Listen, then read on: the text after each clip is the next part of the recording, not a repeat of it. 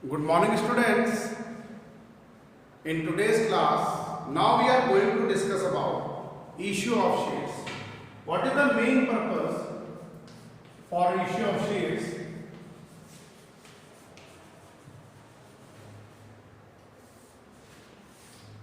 कोई भी कंपनी जब शेयर इशू करती है उसके क्या पर्पस होते हैं वो हम आज डिस्कस करेंगे। ये प्रैक्टिकल फॉर्म में भी आपका इंप्लीमेंट होकर चलेगा, बट अभी हम थ्योरिकल फॉर्म में इसको क्लियर करते हैं। Issue of shares, number 1, share may be issued in any of the following ways. आप कोई भी शेयर जब इशू करते हैं जनरली 2 वेज होते हैं वैसे तो, for a cash purpose and number 2 for purchase of any assets और for other than cash purpose, आप इसको वो भी बोल सकते हैं, बट यहाँ पे हम इसको 3 कंडीशन में डिनोट कर रहे हैं। Number 1 for a cash purpose, number 1 for cash. Cash purpose के ब्याह पे हम इसको डिफाइन करें by private placement of shares और number 2 by public subscription of share. Private placement of shares, company अपने एम्प्लॉयज वगैरह को जब शेयर इशू करेगी तब हम प्राइवेट प्लेसमेंट ऑफ शेयर्स बोलते हैं, और पब्लिक कंपनी जब शेयर इशू करती है सब्सक्रिप्शन एक कैश अमाउंट के लिए, that is known as a public subscription of share. And number 2 second point for consideration other than cash, for consideration other then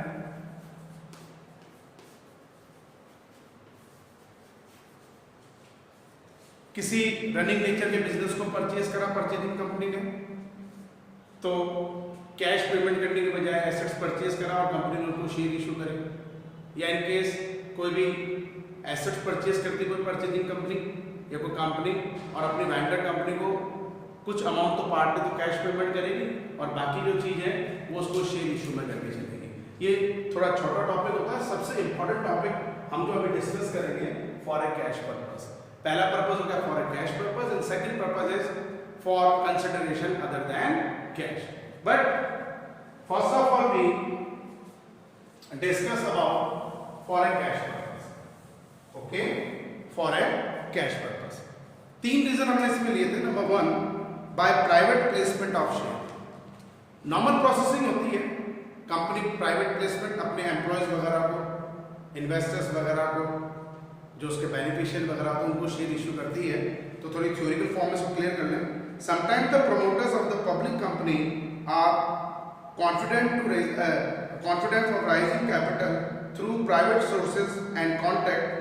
in such a case the company does not invite the public to subscribe for its shares but make private placement of its share to the promoters, their friends, relatives, share holder or of a group of companies, mutual fund etcetera. Mutual fund होता है, government bonds वगैरह होते हैं, वो issue करते हैं, लेकिन वो पब्लिक के लिए नहीं होते, उनके फ्रेंड्स के लिए, जो उनको इन्वेस्टर्स वगैरह होते हैं, हमारे पास में एम्प्लॉयज वगैरह होते हैं, उनके लिए जनरली हम इशू करते हैं।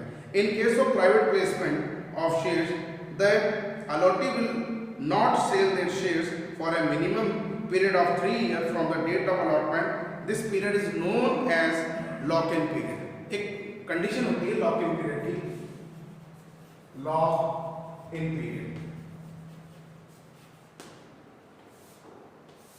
प्राइवेट प्लेसमेंट ऑफ शेयर्स के अंदर ये कंडीशन अराइज होती है कि जो भी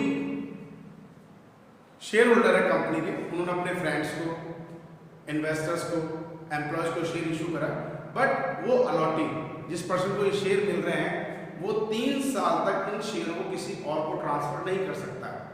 ये पब्लिक में नहीं, प्राइवेट प्लेसमेंट के अंदर ही होता है, जिसे हम बोलते हैं लॉक इन पीरियड। तो नॉर्मली कंडीशन में अगर हम bye private placement of share का मतलब मानते हैं तो कंपनी केवल अपने इन्वेस्टर्स को, अपने रिलेटिव्स को, अपने फ्रेंड्स को, अपने एम्प्लॉयज को शेयर इशू करती है, जिसे वो ट्रांसफर नहीं कर सकते within 3 year। It is known as a private placement of shares. Generally ये हमारा प्रैक्टिकल फॉर्म नहीं होता है।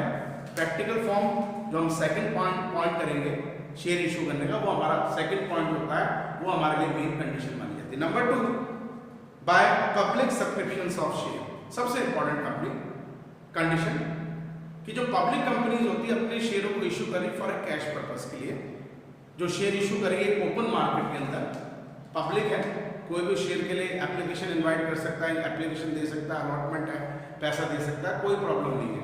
तो what is the meaning by public subscription of share?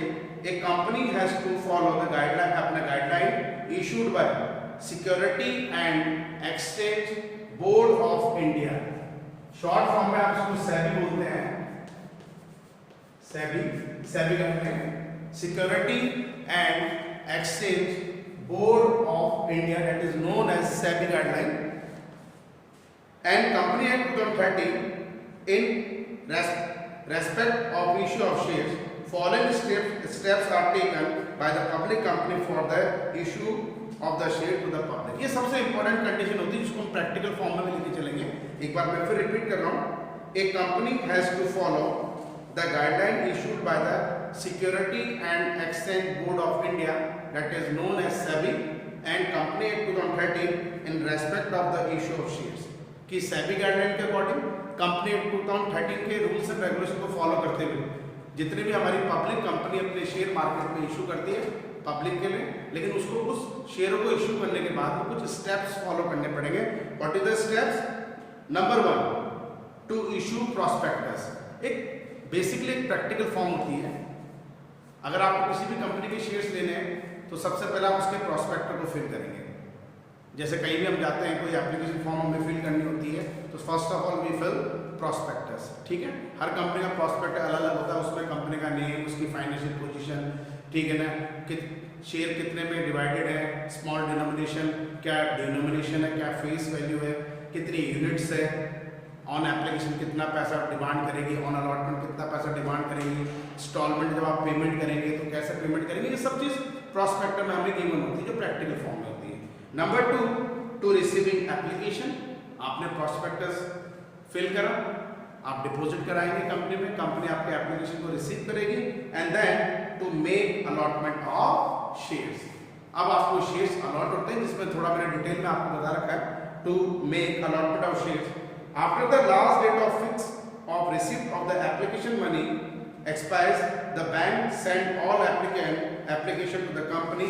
The director of the company cannot proceed to allot share unless minimum subscription mentioned in the prospectus has been received by the company।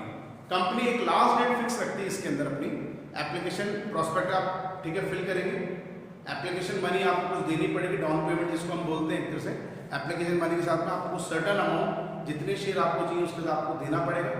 जो भी आपका company का respective bank है वहाँ आप deposit कराएंगे, फिर वहाँ से वो बैंक कंपनी के पास एक रिपोर्ट भेजता है कि भाई इनके पैसे हमारे पास में आ चुके हैं, फिर कंपनी के डायरेक्टर डिसीजन लेते हैं कि इनको शेयर देने हैं किनको नहीं देने हैं। ठीक है, तो what is the meaning bye minimum subscription?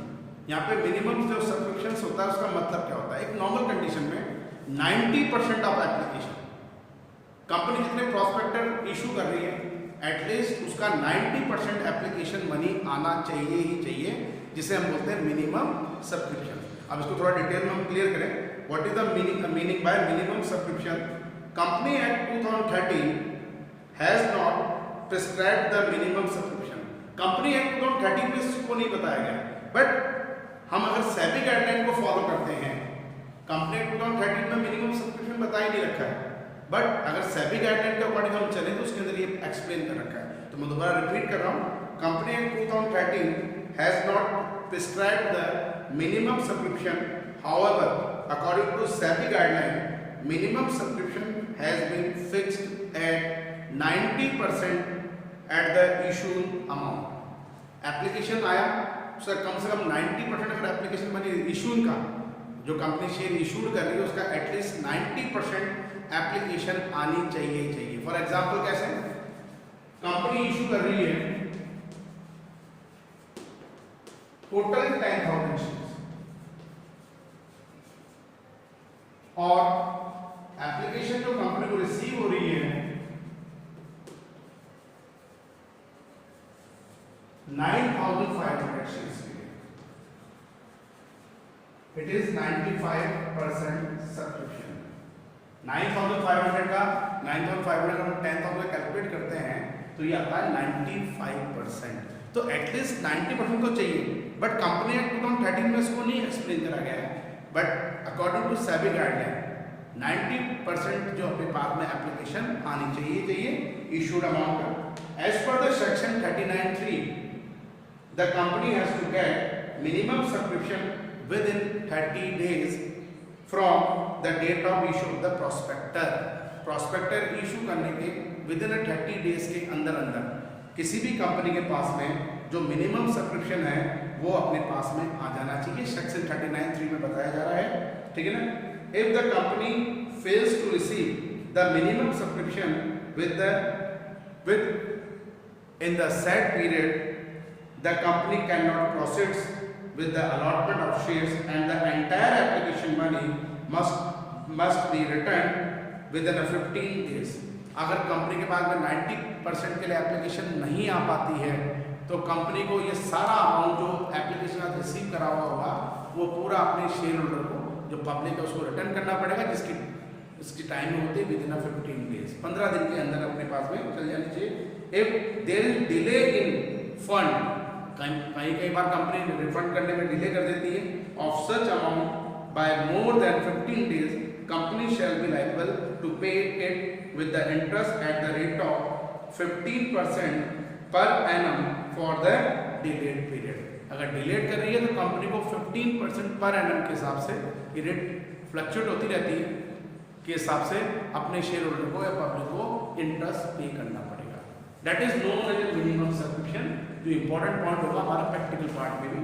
Okay, ठीक है। कंपनी के बाद में 90% एप्लीकेशन के लिए पैसा आ गया, पहले प्रोस्पेक्टर कंपनी ने इनवाइट करे, okay, then company receive application money, okay. अब एप्लीकेशन मनी आने के बाद में कंपनी 90% जब सब्सक्राइब कर लेगी तो कंपनी आगे का प्रोसेस स्टेप फॉलो करेगी, वो होता है टू मेक कॉल्स। अब कंपनी के पास पैसा आ गया, कंपनी डायरेक्टली डिसाइड करेंगे किसको शेयर देने हैं, किसको शेयर्स नहीं देने, ठीक है। देन जिनको शेयर्स अलॉटेड करने हैं, अब कंपनी आगे का स्टेप फॉलो करेगी टू मेक कॉल्स, उनसे कॉल्स मनी मांगेगी। वो कॉल्स मनी को हम थोड़ा थ्योरिकल फॉर्म में डिस्कस करते हैं। एक कंपनी में demand the whole amount of the shares on application in one installment. तो ये कंपनी के ऊपर डिपेंड करता है कि कंपनी एक इंस्टॉलमेंट ऑन एप्लीकेशन मनी भी पूरा पैसा जो नॉमिनल वैल्यू ऑफ शेयर्स है वो पैसा पूरा एक साथ भी ले सकती है। फॉर एग्जांपल इनकेस मान लीजिए मैंने 1000 शेयर के लिए कंपनी में अप्लाई करा और उसकी रेट है 100 रुपये पर शेयर, तो 1000 शेयर इंटू 100 पर शेयर के हिसाब से ये अमाउंट हो गया 10,000। अगर कंपनी चाहे तो ये 10,000 रुपीज मुझसे एक साथ भी ले सकती है, इसमें कोई प्रॉब्लम नहीं है, ठीक है ना। 1000 टू 10 1 लाख रुपीज हो गया, 1 लाख रुपीज एक साथ भी ले सकती है। लेकिन कई बार कंडीशन क्या होती है, एक साथ हमारे पास पैसा होता नहीं, हम इंस्टॉलमेंट में लेना चाहते हैं। लेकिन ये कंपनी की पॉलिसीज है कि कंपनी में demand the whole amount of shares on application in one installment, that is known as a application money, कि कंपनी चाहे तो पूरा पैसा एप्लीकेशन के साथ में भी ले सकती है, उसमें कोई प्रॉब्लम नहीं है। If the whole of the amount of share is not paid on application and allotment, the unpaid amount may be called by the director in one or more one installment. Each installment name is first call, second call, third call, but generally हम 2 call तक ही चलेंगे, first call and second and final call. Okay, call must be made strictly in the accordance with the provision of the company अपने articles of association और company act 2013।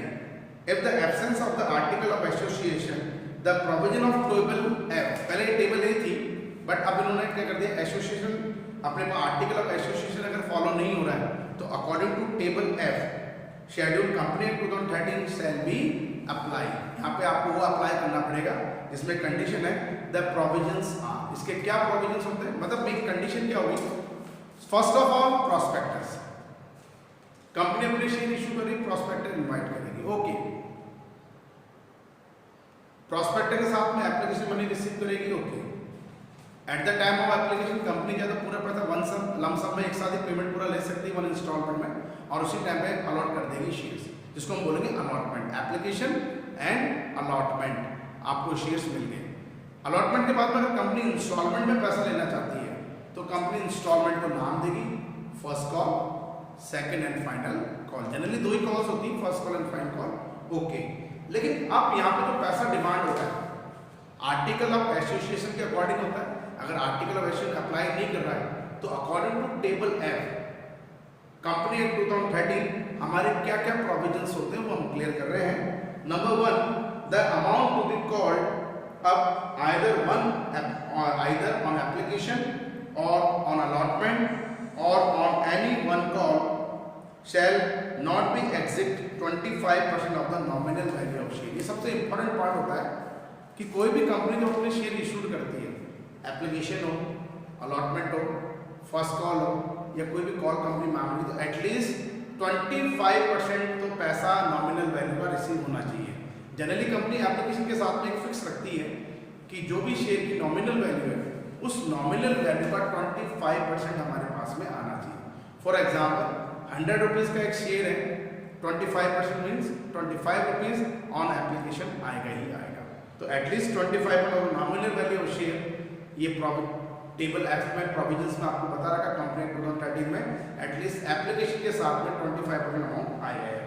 Number 2, all amount on share should be fully called up within a period of 12 month from date of allotment. Date of allotment से लेके सारी जो calls है, first call, second call, third call, वैसे third call fourth call practically नहीं चलती है, first call second call within a 12 month, एक साल के अंदर ही कॉल होनी चाहिए। अलॉटमेंट टू फाइनल कॉल तक का टाइम इंटरवल जो होता है वो 12 मंथ होता है और 1 ईयर होता है। Number 3, there must be an interval of at least 1 month between the making of 2 calls. 2 calls के बीच में application and allotment to first call to final call, at least company 1 मंथ का एक टाइम इंटरवल अपने शेयर होल्डर को प्रोवाइड करती है ताकि वो उसमें अपना पैसा अरेंज कर सके। Okay. Number 4, at least 14 days notice must be given to the share holder to pay the amount of cost. In case मान लीजिए अगर वो पे नहीं कर पाता है, ठीक है, अगर वो मान लीजिए पे नहीं कर पाता है तो कोई दिक्कत नहीं है, तो ऐसी कंडीशन में 14 डेज का एक लीगल नोटिस जाता है कि आप पे कीजिए, अदरवाइज आपके शेयर जो हैं वो फॉरफीचर कर लिए जाएंगे। ओके, तो at least 14 days notice must be given to the share holders to pay the amount of calls. Okay, last and final number 5, calls must be made on the uniform basis on all the shares within the same class of shares. Company generally जो share issue करती है वो similar shares का जो rate रखती है वो similar रखती है। 100 का शेयर है तो 100 का, 200 का 200। शेयर होल्डर से जो पैसा डिमांड करेगी वो ये नहीं कि मुझसे कुछ ज़्यादा पैसा डिमांड कर रही है एप्लीकेशन पे, अलॉटमेंट पे, first call, final call, no, सबके लिए एक यूनिफॉर्मली होता है, एक सिमिलर चलता है, application, allotment, first call and final call. तो ये कुछ प्रोसेस होते हैं अपने पास जब हम शेयर इशू करते हैं, issue of shares for a cash purpose. जो सेकंड पर्पज है हमारा for consideration other than cash, उसमें जनरली ये प्रोसेसिंग फॉलो नहीं होगी। On application, on allotment, on first call, on final call, ये प्रोसेसिंग फॉलो नहीं होती। उसमें जनरली हमारे पास में कंडीशन ये बनेगी कि कंपनी किसी एसेट्स को परचेज कर रही है और एसेट्स को कन्वर्शन वाली बात होती है इसमें। फॉर ए कन्वर्शन कंपनी ने एसेट्स परचेज करी और एसेट परचेज करने के बिहाफ पे कुछ पार्टली अमाउंट तो कैश में पेमेंट कर दिया है और रिमेनिंग अमाउंट जो कंपनी ने वो अपने वेंडर्स कंपनी को एज ए शेयर इशू करके पेमेंट करा है। ठीक है, ये आपको एक नॉर्मली कंडीशन दिखती है। बट यहाँ पे बड़ा सबसे इंपॉर्टेंट बात लास्ट एंड फाइनल जो मैं बताने जा रहा हूँ, अकॉर्डिंग टू कंपनी एक्ट 2013 कोई भी कंपनी जब मार्केट में अपने शेयर इशू करती है तो उसकी मार्केट पोजीशन 2 तरह की होती है, मार्केट कंडीशंस 2 तरह की होती है। नंबर 1 एट पार और नंबर 2 एट प्रीमियम, जो हम नेक्स्ट क्लास के अंदर, नेक्स्ट वीडियो के अंदर डिस्कस करेंगे। आज की क्लास में हम इतना ही बताएंगे कि आपका इशू शेयर का प्रोसेस क्या था। जनरली 2 पर्पज होते हैं, for a cash purpose and consideration other than cash. लेकिन कैश पर्पज में application, allotment, first call, final call, prospectus के बाद में आपका एक प्रोसेस बनता है, एक स्टेप बनते हैं। इंस्टॉलमेंट में हम पैसा रिसीव करेंगे। Application, allotment, first installment is known as application, second installment is known as allotment, third installment is known as a first call and second final call is known as a fourth installment. ठीक है, ये सब basic चीजें हम practical जब सब करेंगे उसमें भी फॉलो करेंगे। बट प्रैक्टिकली है। अभी हमने थ्योरिकल क्लियर करा, कल और हमारी थ्योरिकल क्लास चली, उसके बाद में प्रैक्टिकली। ओके, तो आज की क्लास यही ओवर करते हैं। Thank you and have a nice day.